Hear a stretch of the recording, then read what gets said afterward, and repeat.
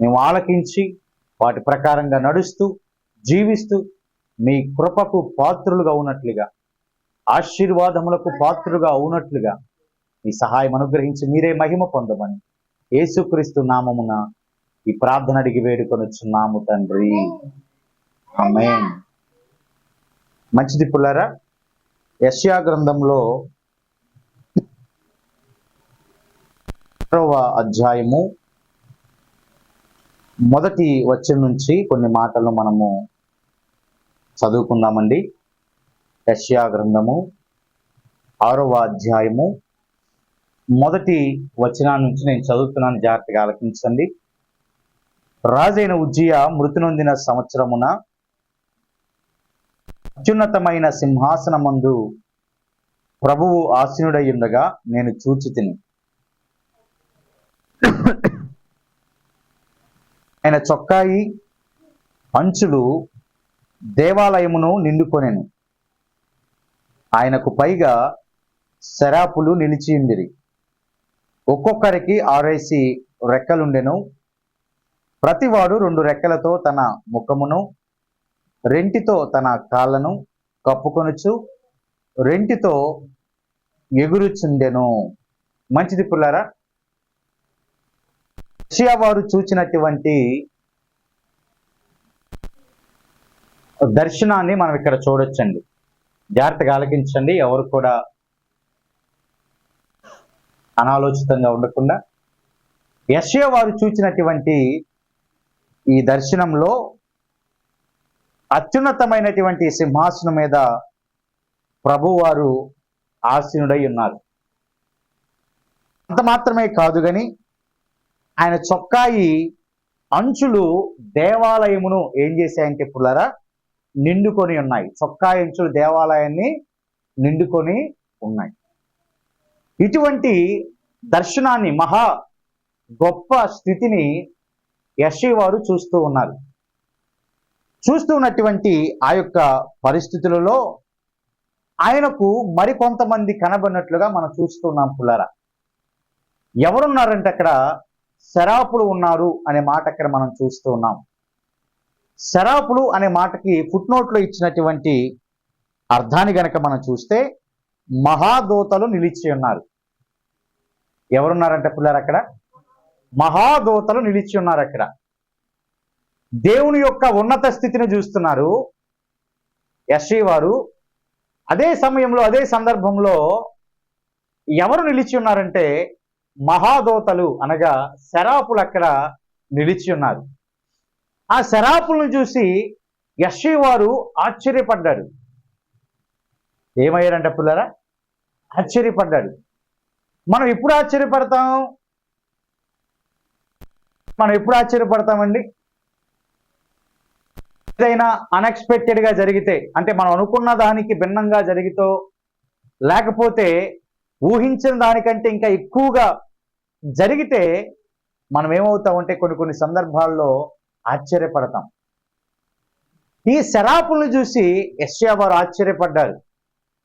ఎందుకంటే పుల్లారా, శరాపులు ఎలా ఉన్నారు అని బైబిల్ గ్రంథం మాట్లాడుతూ ఉన్నారంటే ఒక్కొక్కరికి 6 రెక్కలు ఉన్నాయంట. దేవునికి స్తోత్రం. శరాపులకి ఎన్ని రెక్కలు ఉన్నాయంటండి? 6 రెక్కలు ఉన్నటువంటి వారిని చూస్తే మరి యెషయా వారు ఆశ్చర్యపడరంటారా? 6 రెక్కలు కలిగినటువంటి ఒక మనుష్యుడు మనకు కనపడితే మనం ఆశ్చర్యపడమా?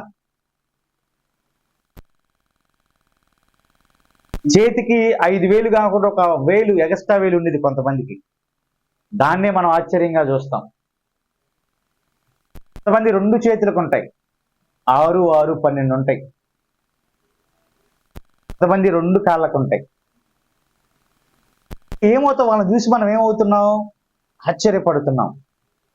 ఆశ్చర్యపడుట ఎవరి వంత అయిందంటే యెషయా వారు అంత అయింది.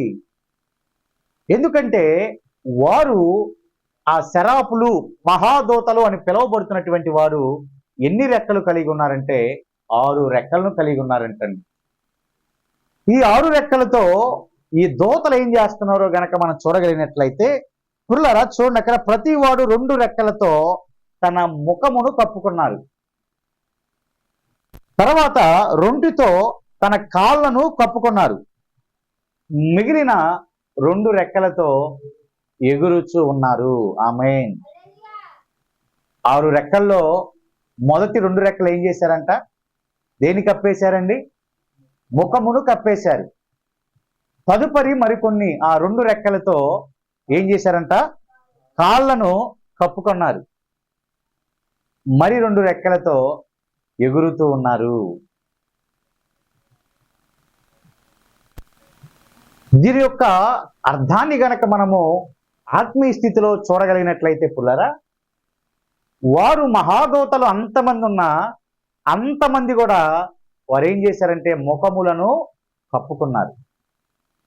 అంటే దాని అర్థం వారు ఎంతమంది అయినా ఉండొచ్చుగాక,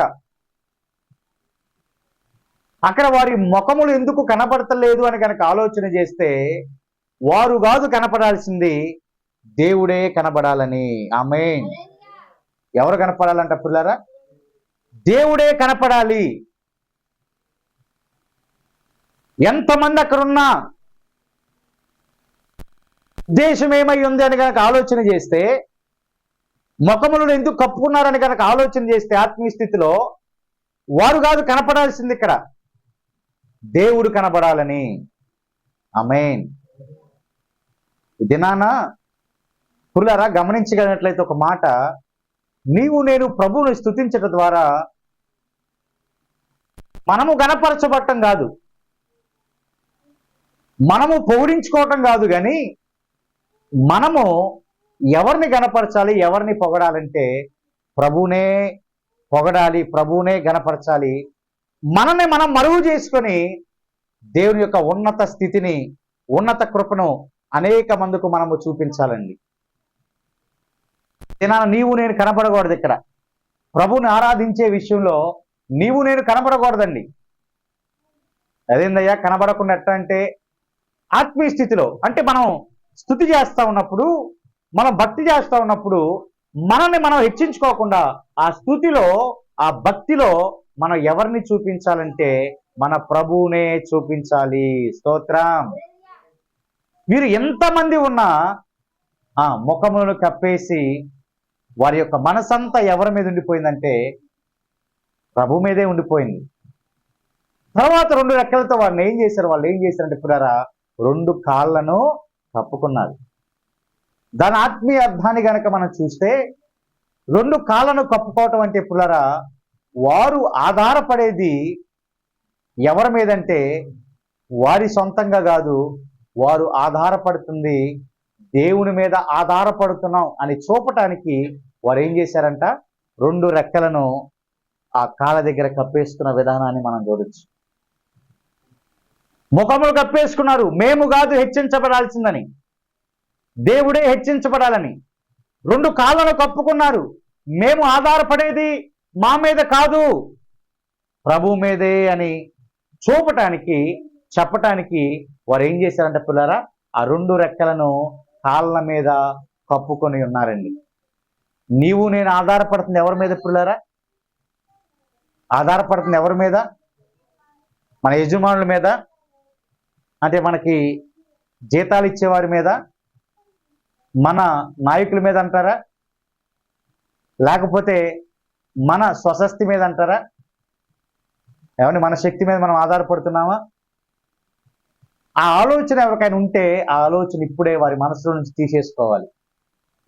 నేను నీవు ఆధారపడేది మన సొంత శక్తి మీద కాదండి, ఆధారపడేది యజమానులు ఇచ్చేటటువంటి సొమ్ము మీద కాదండి, ఆరాధించేది నాయకులు ఇచ్చేటటువంటి సొమ్ము మీద కాదండి. నీవు నేను ఆధారపడుతుంది మన ప్రభువు ద్వారా మాత్రమే. అది చెప్పటానికి 2 రెక్కలను వీరు ఏం చేశారంటే వారి కాళ్ళ మీద కప్పుకున్నట్లుగా మనం చూడొచ్చు. మిగిలిన 2 రెక్కలతో ఏం చేస్తున్నారంటే ఎగురుతున్నారు. ఏం చేస్తున్నారంటే అండి వాళ్ళు ఎగురుతున్నారు.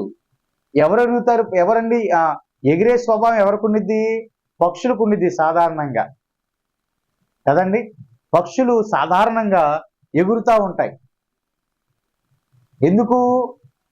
స్వేచ్ఛగా. ఎలాగా? స్వేచ్ఛగా. ఎందుకు? ఇష్టమైన ప్రాంతానికి వెళ్ళటానికి, ఆహారాన్ని సమకూర్చుకోవటానికి పక్షులు ఏం చేస్తూ ఉంటాయంటే స్వేచ్ఛగా ఎగురుతూ ఉంటాయి. వీరి ఉద్దేశం కూడా అదే. ఇక్కడ 2 రెక్కలతో వారు ఎగిరే అనుభవాన్ని కలిగి ఉన్నారంటే దాని అర్థం ఏంటంటే వాళ్ళు స్వేచ్ఛగా జీవిస్తున్నారు అని అర్థం. అంటే ప్రభువుని కలిగి ఉన్నవారు ఎవరైనా సరే, ప్రభువుని కలిగి ఉన్నటువంటి వారు ఏ జనాంగమైనా సరే, వారు ఏ ప్రాంతంలోనున్నా సరే, వారు ఏ రీతిగా ఉంటారంటే పుల్లరా, స్వేచ్ఛగా ఎగిరే అనుభవాలలో ప్రభువును నమ్ముకున్న బిడ్డలు ఉంటారు. స్వేచ్ఛగా ఉంటారంట. ఏ చింత కూడా, ఎందుకంటే చింత యావత్ ఆయన మీద వేసేస్తారు కదా. బాధ అంతా ఎవరి మీద ఉంచేస్తారు? ప్రభు మీదే. నువ్వు నన్ను నిర్మించుకున్నావు, నీవు నన్ను ఎన్నుకున్నావు, నీవు నన్ను పోషిస్తున్నావు, మరి ఇక నేనేలా దిగులు పడాలి, నేనేలా చింతపడాలని చింత యావత్ ఎవరి మీద వేసేస్తున్నావంట? ప్రభు మీదే. ఇంకా దేవునికి స్తోత్రం కలుగును గాక. ఇప్పుడు అలా గనక మనం చేయగలిగినట్లయితే ప్రభు నిశ్చయంగా మనకేమి ఇస్తాడంటే స్వేచ్ఛనిస్తాడు పుల్లరా. ప్రభు నిశ్చయంగా స్వేచ్ఛను మనకు అనుగ్రహించేటటువంటి ప్రభువుగా ఉన్నాడు. స్వేచ్ఛనిచ్చేటటువంటి ప్రభువుగా ఉన్నాడు. ఆ రీతిగా వారు ఏం చేశారంటే మహాదూతలు 6 రెక్కలతో 2 రెక్కలని మొహం మీద కప్పుకొని ప్రభువునే చూపుతున్నారు. 2 రెక్కలను కాళ్ళను కప్పుకొని మేము ఆధారపడేది ప్రభు మీదే అని చెప్తూ ఉన్నారు. 2 రెక్కలతో వారు స్వేచ్ఛగా ఎగురుతూ ఉన్నారు. దేవునికి మహిమ కలుగును గాక. ఎలాగున్నారంటే పిల్లల వాళ్ళు స్వేచ్ఛగా ఎగురుతూ ఎగురుతూ ఉన్నారు. ఈ అనుభవాన్ని ఎవరు చూస్తున్నారంటే యెషయా గారు చూస్తూ ఉన్నారు. దీన్ని జ్ఞాపకం చేసుకుంటే, దీన్ని మన ఆత్మీయ స్థితితో కనుక పోల్చబడి చూడబడినట్లయితే పుల్లరా, మనము స్తుతించేటప్పుడు మనం ప్రభువును చూపిస్తున్నామా? మన ద్వారా ప్రభు కనపడుతున్నాడా, లేకపోతే మనమే కనపడుతున్నామా? మన భక్తి ద్వారా ఎవరు కనపడుతున్నారు? ఆయనే కనపడాలి, మనం కనపడకూడదు. ఇంకా ఆధారపడేది ఆయన మీదే. నాకు అంత ఉందిలే, నాకు ఇంత వస్తుంది కదా అని మనం అనుకోవడానికి అవకాశం లేదు. ఒక్క క్షణము చాలు కలిగి ఉన్నదంతా కూడా పోవటానికి. ఆయన ఏం పోగొట్టవసరం. ఆయనకి గనక మనం దూరం అయితే ఒకటొకటిగా ఇవే మన నుంచి దూరం అయిపోతుంది. ఆయన ఏం పర్టికులర్గా మన మీద శ్రద్ధ నుంచి ఆయనే కనుక శ్రద్ధ నిలిపి పోగొట్టాలని చూస్తే ఎంత సమయం అండి? శ్రద్ధ నిలిపి నిశ్చయంగా ఇది పోవాలి అని నీ మీద కాన్సన్ట్రేషన్ చేస్తే ఒక్క సెకనే, నిమిషాలు గంటలు రోజులు పట్టవు. ఒక్క సెకండ్లోనే అంత మాయ అయిపోయింది అనమాట. కానీ ప్రభు అలా ఉండట్లేదే. మనకు మనమే దూరం అయిపోయి ఆ స్థితిని మనం తెచ్చుకుంటున్నాం. కాబట్టి నీవు నేను ఆధారపడేది కేవలం ఆయన ద్వారా మాత్రమే కానీ ఎవరి ద్వారా కాదు అని జ్ఞాపకం చేసుకోవాలి. ప్రభులో ఉంటే స్వేచ్ఛగా ఉంటామనే విషయాన్ని మనము జ్ఞాపకం చేసుకునేటటువంటి వారిగా ఉండాలి. ఈ యొక్క దృశ్యాన్ని మొత్తం కూడా ఎవరు చూస్తున్నారంటే యెషయా గారు చూస్తున్నారు. ఇంకా యెషయా గారు ఏం చూశారంటే పుల్లరా, ఈ 6 రెక్కలు కలిగినటువంటి మహాదూతలు ఏం చేస్తున్నారంటే సైన్యములకు అధిపతియగు యెహోవా పరిశుద్ధుడు పరిశుద్ధుడు పరిశుద్ధుడు, సర్వలోకము ఆయన మహిమతో నిండియున్నదని గొప్ప స్వరముతో గాన ప్రతిగానములు చేయుచుండిరి. దేవునికి స్తోత్రం. వారు ఏం చేస్తున్నారంటే పుల్లరా, పరిశుద్ధుడు పరిశుద్ధుడు పరిశుద్ధుడు అని ప్రభువుని స్తుతిస్తూ ఉన్నారంట. మీరు కూడా ఒక్కసారి 3 సార్లు చెప్పండి, పరిశుద్ధుడు పరిశుద్ధుడు పరిశుద్ధుడు. మన కంఠస్వరం ఎలాగుంది, వారి కంఠస్వరం ఎలాగుంది? అక్కడ రాయబడినటువంటి మాట కనుక చూస్తే పుల్లరా, గొప్ప స్వరముతో గాన ప్రతిగాదాలు చేస్తున్నారంట. వారి కంఠస్వరము వలన గడప కమ్ముల పునాదులు కదులుచు మందిరము రూపము చేత నిండిపోయింది. దేవునికి స్తోత్రం. గడప కమ్ముల పునాదులు ఏమయ్యాయంట? కదులుతున్నాయి. ఎందును బట్టి? ఆయన పరిశుద్ధుడు పరిశుద్ధుడు పరిశుద్ధుడని గొప్ప స్వరముతో కంఠ స్వరముతో ఆయన గానం చేస్తూ ఉంటే, స్తుతి చేస్తూ ఉంటే గడప కమ్ముల పునాదులు ఏమవుతున్నాయంటండి? అదురుతూ ఉన్నాయి. ఎంత గొప్ప భాగ్యం పిల్లారా! యెషయా గారు ఆ దృశ్యాన్నే చూస్తూ ఉన్నారు. నోరు తెరిచి స్తుతులు చెప్పండి అంటే ఆ చెప్పమన్న సేపు చెబుతాం, కానీ మళ్ళా కాసేపు అయిన తర్వాత మళ్ళీ మామూలు అయిపోతాం. మా అయితే ఒక వారం మామూలుగా ఉంటాం, మరి రెండో వారం నుంచి ఏమండి ఏమైపోతాం? మామూలు అయిపోతాం. వీరేం చేశారు?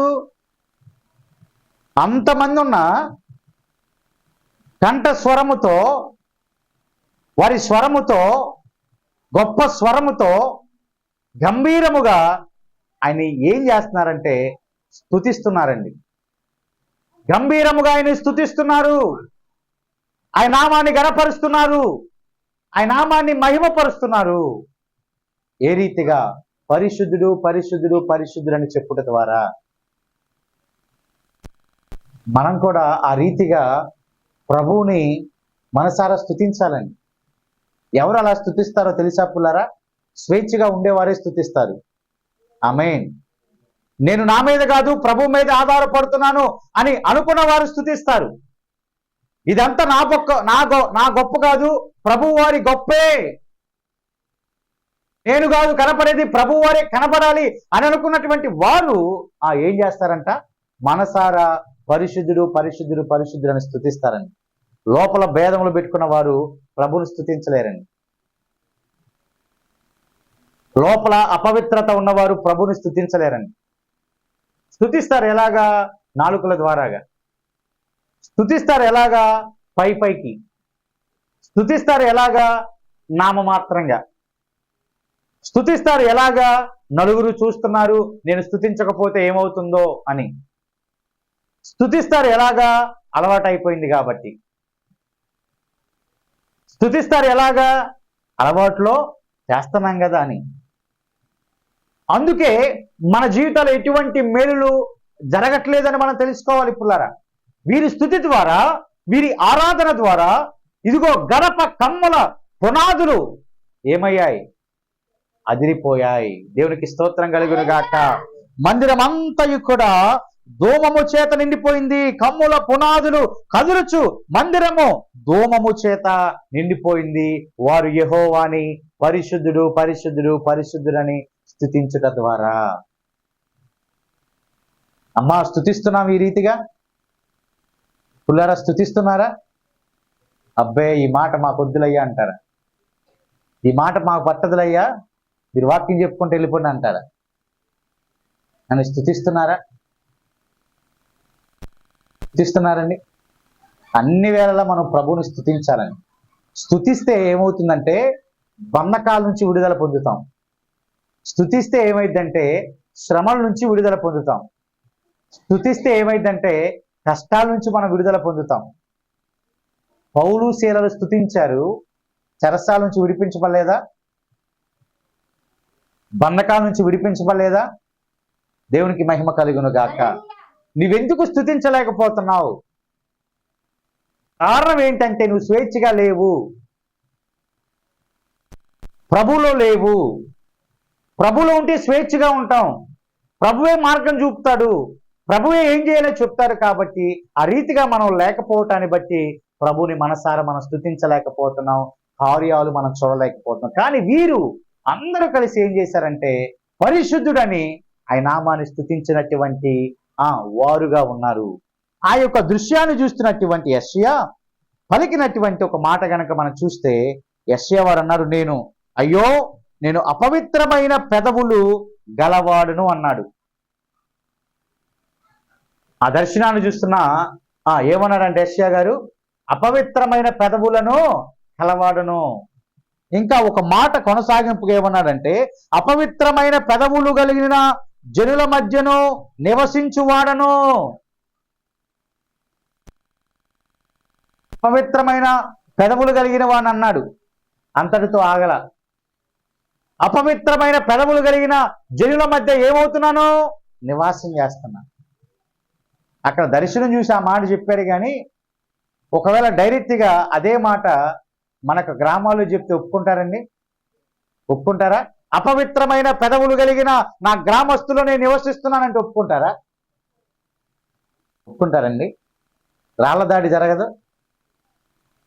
రాళ్ల దాడి జరగదంటారా? కత్తిలే, కటారులే.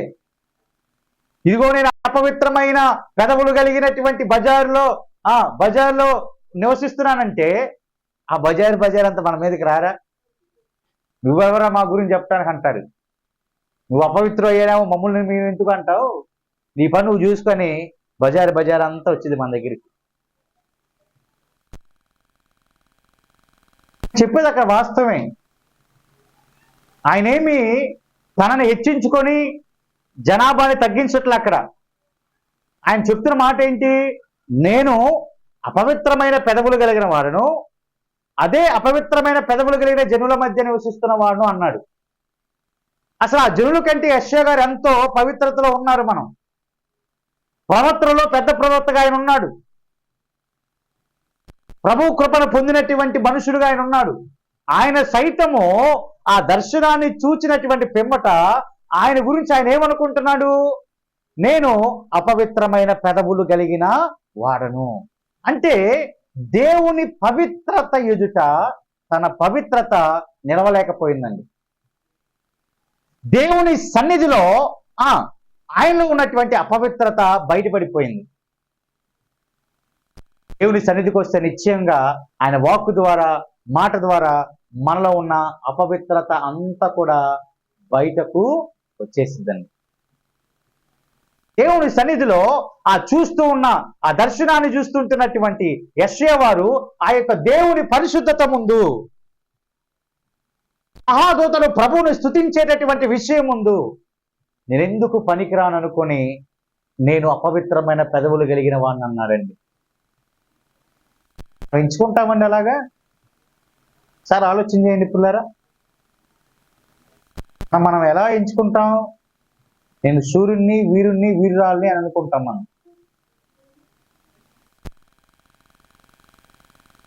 అంటారా పిల్లరా? అనుకుని కాస్త మన ఎదుటి వారి మీద వాళ్ళు అలా ఉన్నారులే, ఇలా ఉన్నారు, వాళ్ళంతేలే, వాళ్ళు ఎప్పుడు మారుతారు, మనం మారలా ఇంకా సరిగ్గా. మనం ఏమనుకుంటాం? వాళ్ళు ఇంకెప్పుడు మారుతారు అనుకుంటాం.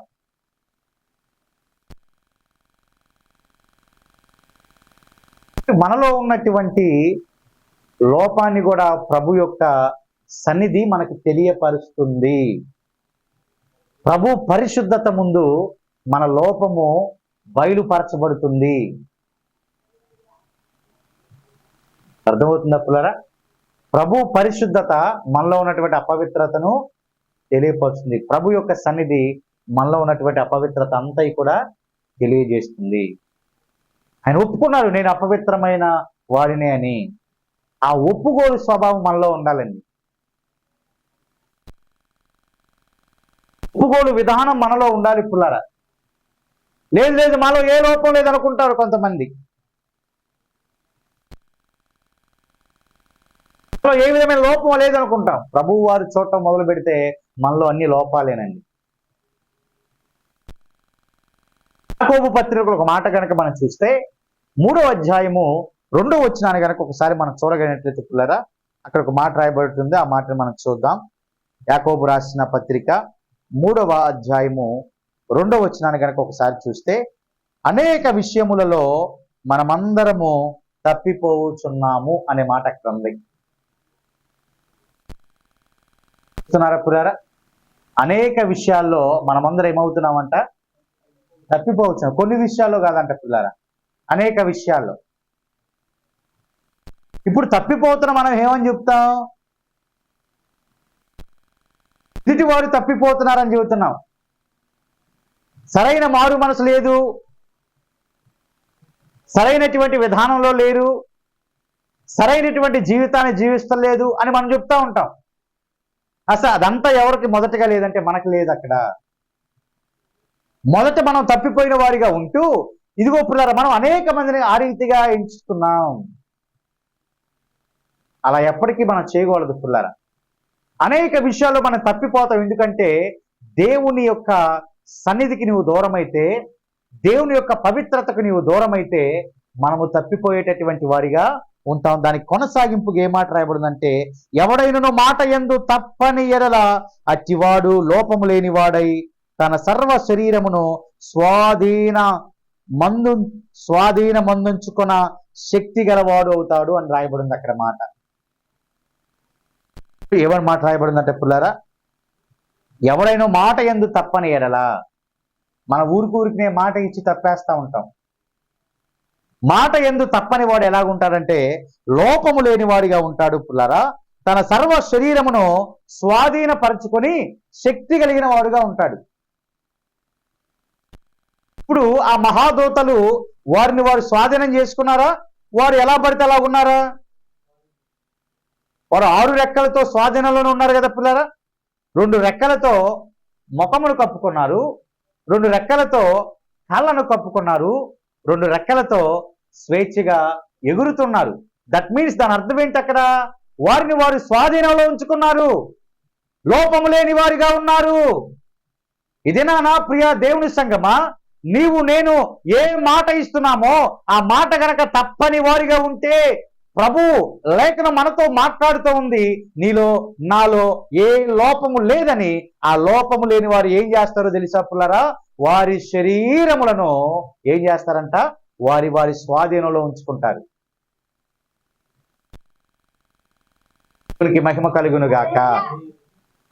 వారి వారి శరీరమును, శరీర అవయవాలన్నీ కూడా వారి స్వాధీనంలోనే ఉంచుకుంటారు పుల్లారా.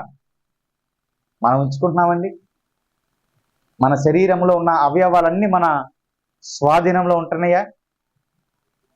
ఒక నాలుక ఉండిద్ది అంటారా? నాలుక ఉండిద్దా మన స్వాధీనంలో? ఏమైనా ఉండిద్దా? ఆ నాలుక ఏమైనా చేయగలదంట. నాలుక ప్రేమను పుట్టించింది, ఆ నాలుక ద్వేషాన్ని కూడా కలగజేసింది. ప్రేమను కలగజేసింది, ద్వేషాన్ని కలగజేసింది. ద్వేషాన్ని కలగజేస్తుంది. దాని అర్థం ఏంటి? మన శరీర అవయవాన్ని మనం స్వాధీనం చేసుకోలేకపోతున్నాం. ఎందుకు? మనలో లోపం ఉంది. ఏ లోపము? ఇచ్చిన మాటను మనము తప్పుతున్నాం. ఒకసారి జ్ఞాపకం చేసుకుని పిల్లరా, ఏ తీర్మానంలో మనం కొనసాగుతున్నాం ఒకసారి జ్ఞాపకం చేసుకోండి. ఏ తీర్మానాన్ని నువ్వు దైవజనుడికి ఇచ్చావో, ఏ తీర్మానాన్ని నువ్వు దేవునికి ఇచ్చావో ఒకసారి జ్ఞాపకం చేసుకోండి.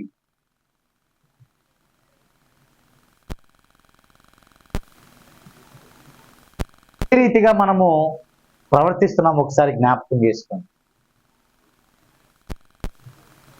మనలో ఉన్న లోపాలు వాక్యము మనకి చూపెడతా ఉన్నప్పుడు దాన్ని మనం ఒప్పుకోవాలి. పిల్లలు, ప్రభు సన్నిధి పరిశుద్ధత యెషయా వాళ్ళ లోపాన్ని చూపించి ఆయన ఒప్పుకోలుతో ఉన్నాడు.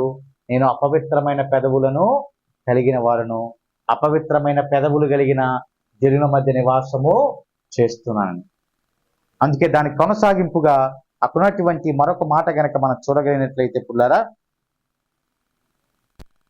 రాజును సైన్యములకు అధిపతికి యెహోవాను నేను కన్నులారా చూచితిని అనుకొంటిని. అప్పుడు ఆ శరాపులలో ఒకడు తాను బలిపీఠం మీద నుంచి కారుతో తీసిన నిప్పును చేత పట్టుకొని నా యొద్దకు ఎగిరి వచ్చి నా నోటికి దానిని తగిలించి. ఆమేన్. నిప్పును ఏం చేశారంట పుల్లారా? నిప్పులు ఎవరి నోటికి తగిలించారంట? యెషయా వారి నోటికి తగిలించారు. ఇప్పుడు యెషయా వారి నోటికి తగిలించినప్పుడు, ఇది నీ పెదవులకు తగిలిను గనక నీ పాపమునకు ప్రాయశ్చిత్తమాయెను, నీ దోషము తొలగిపోయెను అనెను. దేవునికి స్తోత్రం. ఇది నీకు తగిలింది గనుకనే. అది నీకు తగలలా అప్పుడేమవుతుంది? అప్పుడేమవుతుందంటే పుల్లారా, మన పాపమునకు ప్రాయశ్చిత్తము కాదు, మన దోషము తొలగిపోదు. తగిలితే దీవెన, నిప్పు మనకి తగిలితే ఆశీర్వాదం. నిప్పు అనగా దేవుని యొక్క వాక్యమే పుల్లారా. ఆ నిప్పు తగిలినప్పుడు పుల్లారా, అక్కడ రాయబడినటువంటి మాట, నిప్పు నోటికి తగిలినప్పుడు దోషమంతా ఏమైపోయిందంట? తొలగిపోయింది. పాపానికి ఏం జరిగిందంట? ప్రాయశ్చిత్తం కలిగింది.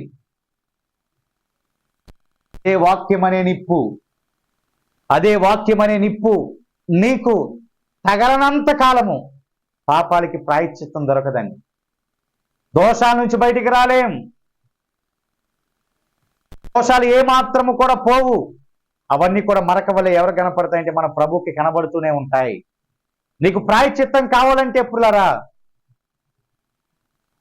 మన పాపాలకి ప్రాయశ్చిత్తం కావాలంటే, దోషములన్నీ పోవాలంటే నీవు నిప్పుతో అనగా దేవుని వాక్యముతో నింపబడేవారిగా ఉండాలి. దేవునికి స్తోత్రం. నిప్పు తగిలినప్పుడు ఎలాగైతే ఆయన అపవిత్రుగా ఉన్నటువంటి ఆయనలో ఉన్నటువంటి పాప స్వభావం మొత్తం కూడా పోయి ఆయన యొక్క పాపానికి ప్రాయశ్చిత్తము కరిగి దోషమంతా ఎలాగ పోయిందో, నిప్పు అనే దేవుని వాక్యమును నువ్వు చేత పట్టుకుంటే, అమ్మా నిప్పు అనేటటువంటి దేవుని వాక్యమును చేత పట్టుకుంటే ఆ నిప్పు ఏం చేసిందంటే అపవిత్రతను మొత్తాన్ని కూడా కాల్చివేసేసింది. దురాశలన్నీ కూడా కాల్చివేసేసింది. దోషాన్ని కాల్చివేసేసిద్ది. పాపాన్ని కాల్చివేసేసిద్ది. పరిశుద్ధత వైపునకు నిన్ను నన్ను నడిపించింది. అప్పుడు మహాదూతల వలె మనము కూడా ప్రభువుని మనసారా ప్రభు పరిశుద్ధుడు పరిశుద్ధుడు పరిశుద్ధుడని స్తుతించగలుగుతాం. ఎప్పుడంట? ఆ అనుభవంలోనికి మనం వచ్చినప్పుడు, ఆ అనుభవంలోనికి మనం నడిచినప్పుడు. ఏ అనుభవం అదండి? ఆయన సన్నిధిని చూసినప్పుడు, ఆయన సన్నిధిలోనికి వచ్చినప్పుడు, పరిశుద్ధతను చూసినప్పుడు, ఆ పరిశుద్ధత ద్వారా నీవు పాపంలో ఉన్నావని నీకు తెలిస్తే, ఏదో ఒక రాంగ్ వేలో ఉన్నావని నీకు తెలియపరిస్తే, ఆయన మాటల ద్వారా, దైవజన మాటల ద్వారా, సన్నిధి ద్వారా నీకు అనిపిస్తే నీవు ఒప్పుకోవాలి. మొదట నాలో ఈ లోపం ఉందని ఒప్పుకోవాలి. మొదట ఆ లోపాన్ని కనుక ఒప్పుకొని సరి చేసుకోగలిగినట్లయితే ప్రభువు ఇంకా నిన్ను పరిశుద్ధులుగా చేస్తారు. కాబట్టి వాక్యానికి ప్రథమ ప్రాధాన్యత మనం ఇవ్వాలి. పుల్లారా, వాక్యములకు మాత్రమే ప్రథమ ప్రాధాన్యతని ఇవ్వాలి.